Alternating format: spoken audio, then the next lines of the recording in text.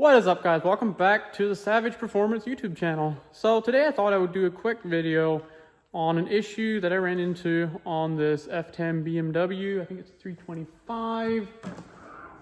Yes, 325i N55 engine.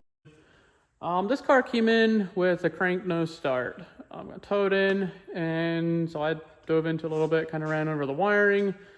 And honestly, I'm not the most familiar with the newer ones, more E90, E92 stuff. So I thought this would be kind of an interesting one with my findings, because I did not find much online as I dug into it. Pretty much all of it was just simply off of wiring diagrams and stuff, which took me a bit of time to work through. Ultimately, this car had terminal 15 code that would come up. I think it was a short to ground, pop up as soon as you keyed on. Then if you crank the car, a whole slew of different, I think all the Diagnose solenoids, some were short to ground, some were short to battery positive. So I went through, checked fuses, relays, all the basic stuff, ohmed out a couple of the wiring at the ECU, and ultimately didn't come up with much and wasn't able to find a whole lot on the terminal 15 circuit. But with a little bit of digging, I did find with the integrated power control module that we were not getting power out of there. So this ended up being the fix. So this is a sealed unit. Normally it would be sitting in just like that. Turns out if you cut this cap off, there is standard fuses in here. And this one right here, it was a 15 amp. It does blow the 15, so I put a 20 in just for testing purposes.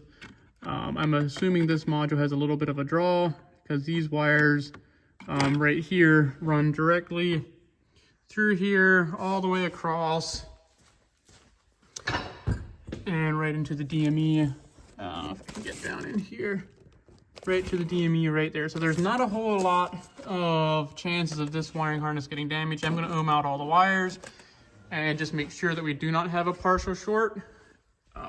But yes, that is the issue. If you have a crank no start after jumping the car, replacing the battery, starter alternator service, anything like that, check that. I guess it's either down to you can pop it open, replace the fuse, seal it back up with some RTV or plastic weld it back together, or just get a new module. In this case, if I do end up finding a short in that wiring, if I would have just put a new module on, chances are it would have just instantly blown the new module.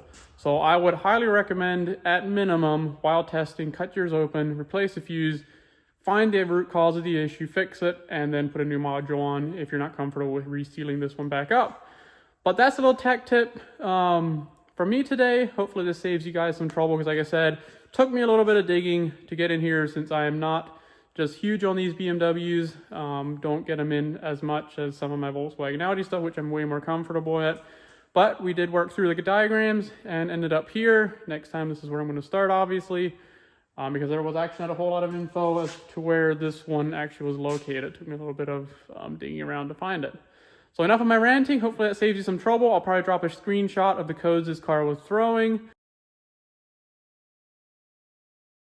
I'm guessing it's going to vary a little bit on the actual codes you get depending on the ECU or the engine and DME setup in your car, you know, whether it's the N55 or any of the other variants if you're in the rest of the world, diesel and all that stuff.